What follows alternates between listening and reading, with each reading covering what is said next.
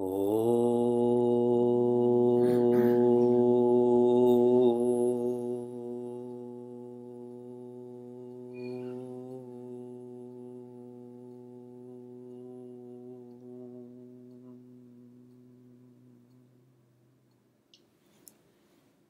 Narayana. Hari Om and good morning from Tampa. When bhaktas meet bhaktas, what do they discuss? They discuss Bhagwan, right? When bhaktas meet Bhagwan, what do they discuss? Bhaktas. Whether one is with a bhakta, whether one is with Bhagwan, someone who's immersing themselves in bhakti is someone who is ever in love. Our idea of being in love is limited by space, time, matter towards a sports team or towards a relationship. But if one is a bhakta, one is looking at Bhagwan, then one should be feeling this bhakti. And all of us are in the middle of Sundar Kanda, the most sundar of all of the kandas of this Sundar Shastra. Do you feel in love?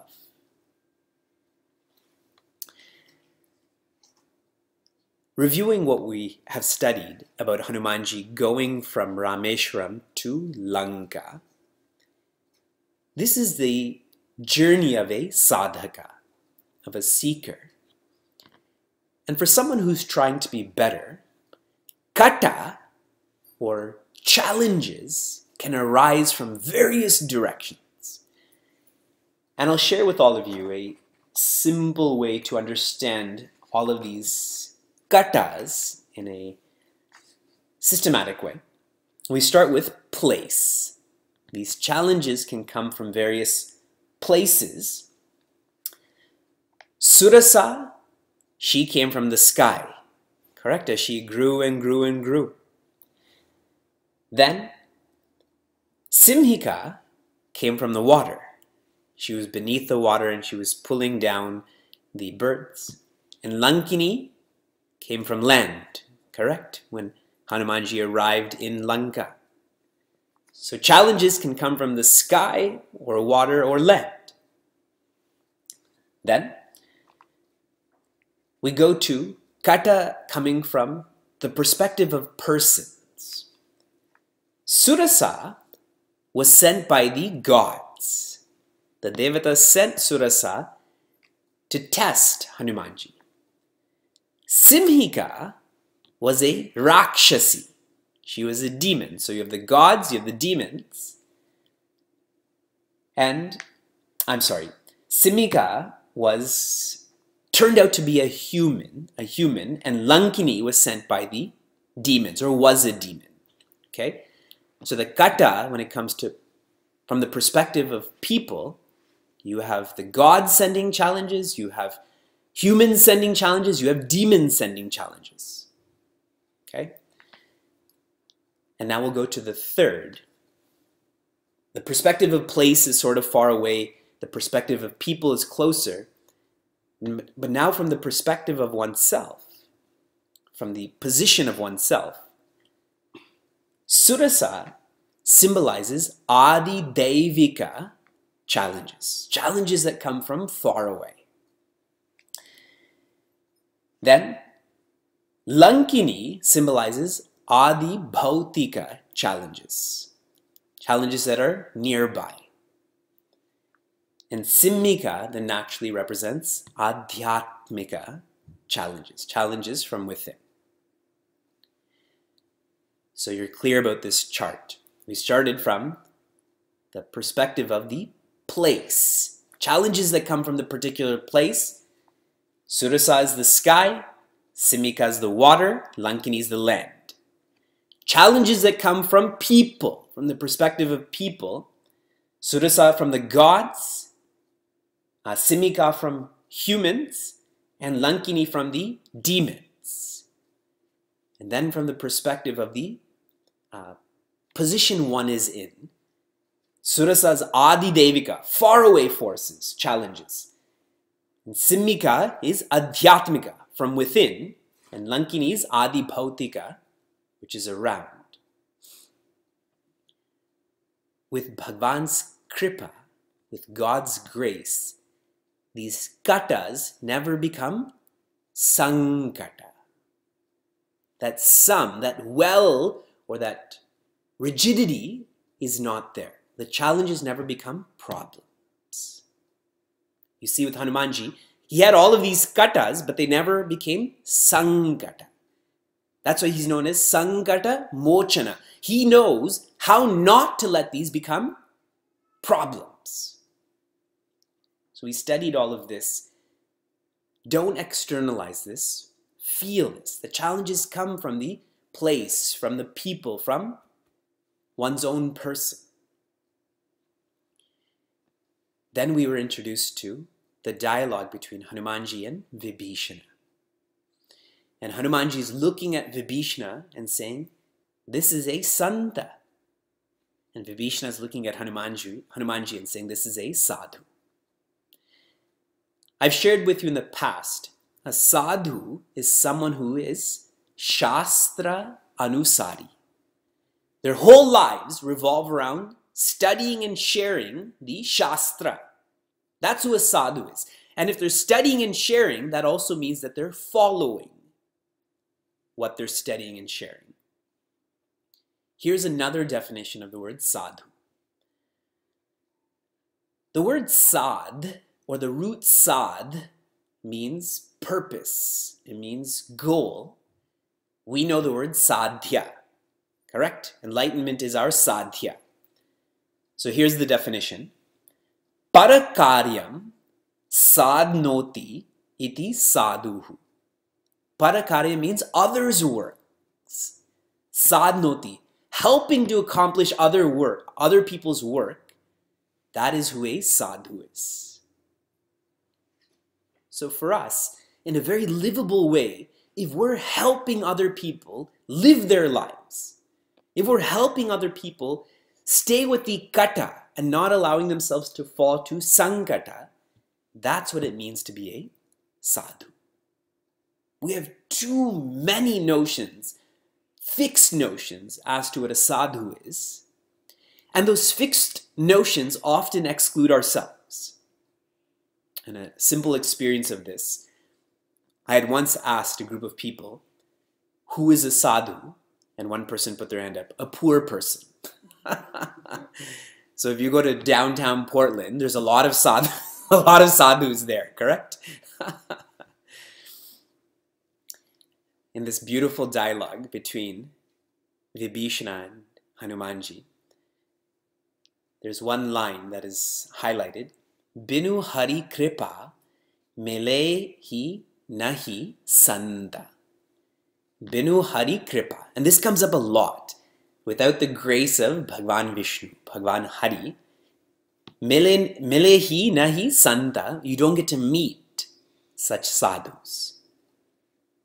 And now if you think, we're in a course filled with santas, that is all of us, sadhus, that is all of us. That's Bhagwan Vishnu looking at us. That is Bhagwan Vishnu looking out for us. Which is why I asked, do you feel this love? Do you feel Bhagwan having bhakti towards us, bhaktas? We continue. I'm on the 10th section of Chopais. That's the 10th. And I'm reading the 5th Chopai. There's only one line, so I'm reading that line. Masa divasa mahu kahana mana tau me mariba kadi kripana.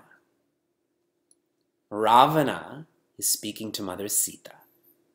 And these words are not very nice words. He says, Masa divasa, in 1 month's time, mohu kahana mana, if you do not listen to what I'm saying, if you do not accept what I've instructed, Tau me mariba. Kadi. I will kill you. I will cut your head off. Kripana. With this sword. This sword is called Chandrahasa. Bhagavan Shiva has actually given Ravana this sword. And it's so interesting that Bhagavan Shiva has given this sword to Ravana. When we think of terrorism in the world today, often the people with the weapons, those weapons were given to them by people who thought that this would be helpful. And Chandrahasa, this is Bhagavan Shiva's sword.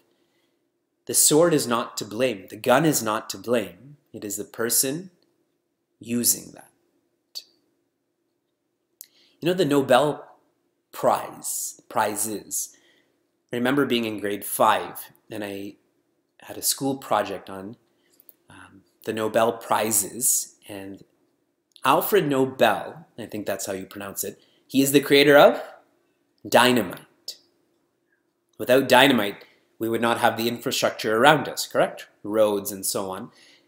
And how dynamite, now we associate a peace prize with that, correct? And so dynamite is not to be blamed. It is the people who are using dynamite. So lots to think about. Okay. Leading up to this saying from Ravana to Mother Sita. When Hanumanji is seeing Mother Sita and she's so miserable, she is sitting. She's sitting there and she is not blinking, she's not sleeping. She's just sitting looking at her own feet. And Hanumanji is visualizing that through her own feet, she's looking at Bhagavan Rama's feet. And Hanumanji, he can't go there and prostrate to her. This is his mother, but he can't go and do that because Ravana's there. All of the guards are there. So he mentally prostrates to Mother Sita. Then Ravana first approaches Mother Sita in a very gentle way and says, if you become my queen, all of the other queens here will become your servants. You can have all of this position and possession, Sone ki Lanka, pleasure. There's endless drinking and eating. He's offering all of this to Mother Sita. And what's fascinating in this offer is that Ravana's wife is there. Mandodari is there when he's saying to Mother Sita, if you become my queen, even my wife will become your servant. Mother Sita has to reply. Because if she doesn't reply to Ravana, then that means acceptance. Right? So she has to reply. So as she does, she lifts up a blade of grass. And she's looking at this blade of grass. And through looking at this blade of grass, she's speaking to Ravana. And she says, and there's a lot of depth to this, which I'll elaborate on shortly, but essentially she says that this blade of grass is worth more than all that you are offering. She's saying this when Ravana's there with all of his weapons, with all of his assassins. And he takes out his weapon to kill Mother Sita, but it is Mandodari who actually stops him. The same wife that Ravana is treating so poorly comes and stops Ravana and says, give her some time to think about this. That's why Ravana says you get 1 month. Ravana instructs all of those demonesses, those rakshasis, to intimidate Mother Sita. So they all assume terrible figures and they're hooing and hawing at her and poking her. And then who comes there? Trijata. Trijata means the one with 3 braids. I think people usually have 2 braids, correct? So she has 3. That's what's cool in Lanka. 3 braids, not 2. And Trijata, all of these demonesses were bothering Mother Sita. she calls all of these demonesses and says, I had a dream. I had a dream that I saw Ravana naked on a donkey riding to the south. That a monkey had come to Lanka and burned Lanka down. And she said this dream, in a most vivid way, will become the truth. So all of you should look out for your own lives. In the Ramayana serial, I think people treated Trijata poorly, but in actual Ramayana, they respected Trijata. In one place, in a Ramayana, Trijata is known as the daughter of Vibhishana, the daughter of Vibhishana. So they take her words seriously and they stop bothering Mother Sita. Now that there's more space there, the demonesses are gone away. Mother Sita is lamenting to herself because she actually wishes that she could have been killed right there. That Mandodari and Trijata have stopped, have created one more month of pain. At that time, Hanumanji drops Bhagavan Rama's ring. And Mother Sita is astounded by seeing this, and then they have a beautiful dialogue, which I'll shift to now. We'll focus on the Vedanta of all of these happenings. Why Mother Sita was sitting and why she was not blinking or sleeping is because she didn't want to make the same mistake again that she had made about blinking in front of Bhagavan Rama. Sleeping to the idea that Bhagavan Rama is joy, and instead of being awake that the joy is in the golden deer, in the position, in the possession, in the pleasure. So she didn't want to make that mistake again.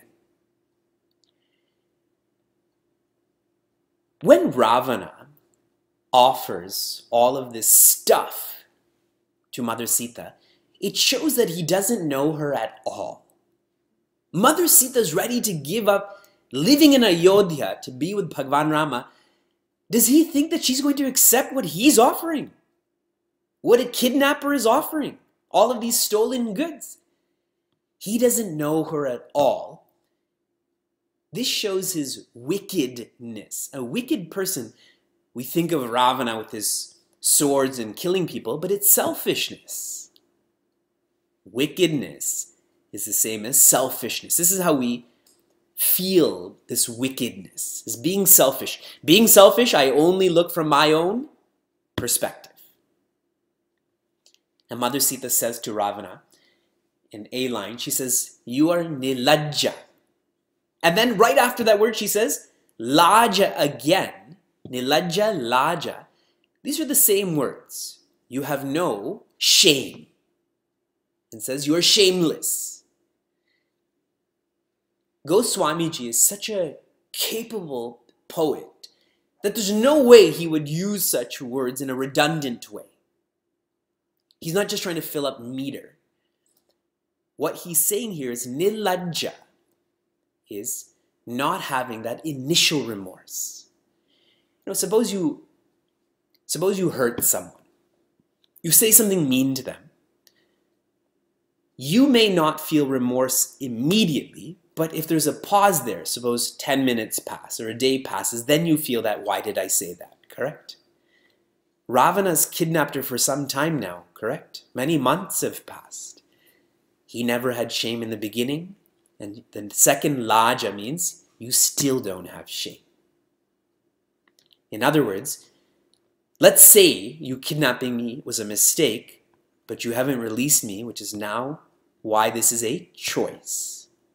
First time's a mistake, second time is a choice. Deep, no? These two words, how much is brought out? Now, this blade of grass, this is really beautiful. This blade of grass is symbolic for all pleasure, all possession, and all position. That what you're offering me is the same as this blade of grass, why would I accept what you're offering when I already have grass? Now, if we think of our lives, all of the pleasure, possession, and position in our lives is like grass, no? It came, it's organic, it grew, and this will decay and die. And so Mother Sita is saying, you can only give me grass, but what I want is peace. I want Bhagwan Rama. Another way to look at this. She says, this blade of grass is my prana, is my life right now. My life without Bhagwan Rama is like this blade of grass, so kill me. It doesn't even matter that my life is worth as much as this blade of grass without joy. Now for us again, when you're happy, it doesn't matter what you have or what you don't have. When you're unhappy, it doesn't matter what you have or what you don't have. She's unhappy right now because Rama's not there, so take my life. What difference does it make? And finally, what this blade of grass represents. Do you remember Indra's son, Jayanta? Remember he came as a crow and was pecking at Mother Sita's feet. What did Bhagwan Rama do then? He plucked one blade of grass and turned it into the Brahma Astra. That this missile can destroy all of what Brahma has created. She's saying that this blade of grass, when this is bestowed with the grace of Bhagwan Rama, you are going to be destroyed. So you remember what this blade of grass did too? Jayanta, you should be scared of this blade of grass also. So a lot relating to this. Mandodari. Mandodari in our Shastras is one of the Panchakanyas. In our Shastras, there's 5 great women. There's lots and lots of great women, but for the sake of a system, of an icon, she's one of the 5 great women in our Shastras. And what I just narrated to shows how great she is. That the person she's married to hates her, essentially. Is creating the hardest circumstance for her. But she doesn't become bitter. She easily could have just killed Mother Sita, correct? Let Ravana kill her, then I can stay being the queen. But she doesn't. She's so empathetic. She's relating to Mother Sita. One of our Panchakanya. Trijata, focusing on her. These 3 braids, Trijata, these braids in a deeper sense are 3 virtues that are unique to Trijata. Those virtues are Daksha, Viveka, and Bhakti. Daksha, Viveka, Bhakti.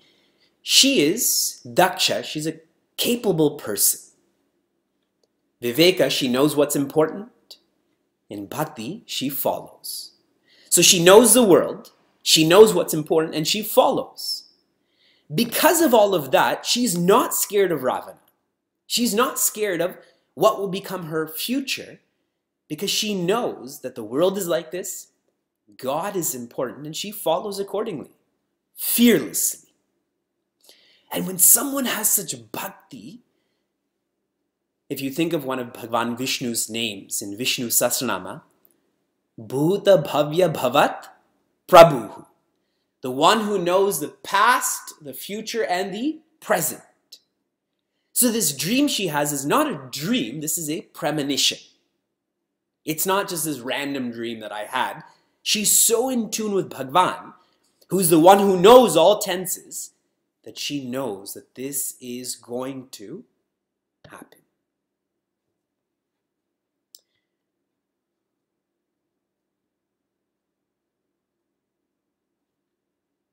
Now we'll shift to Hanumanji.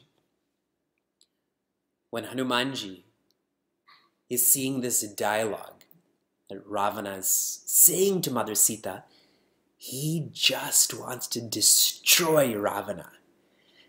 And hearing this, if you can visualize someone saying this to your own mother, we have that biological relationship. Now this is the mother of the whole universe. How much more important she is. That moment felt like eternity. And the same goes with when Mother Sita is hearing these words from Ravana. This felt like eternity also, and this whole month is going to be even longer. This should have all just ended. When Hanumanji drops this ring in Mother Sita's hand, then he says to Mother Sita that this has been given to me by Karuna Nidhana. This is Mother Sita's favorite name for Bhagwan Rama, Karuna Nidhana. And this shows how much Hanumanji observes Bhagwan Rama.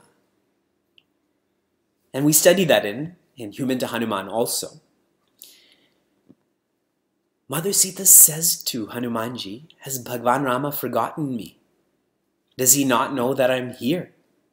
How come so much time has passed? And I'm just giving you some highlights here.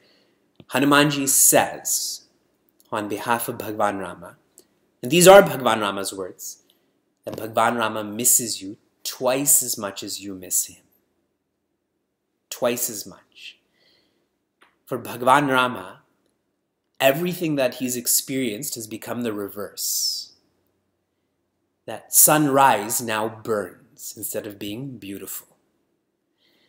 That flowers that bloom, they remind him of Mother Sita's skin, so he can't look at those flowers anymore either. And he's in the forest. This is all that there is. Everything has become reverse. He said that when you were kidnapped, my soul was kidnapped also. Because my soul rests with you. So these are all of the insights that Hanumanji shares with Mother Sita. And she feels, finally, after months, rest. She feels relieved of her past. She's relieved that the future is going to happen. That she will be coming back to Bhagwan Rama.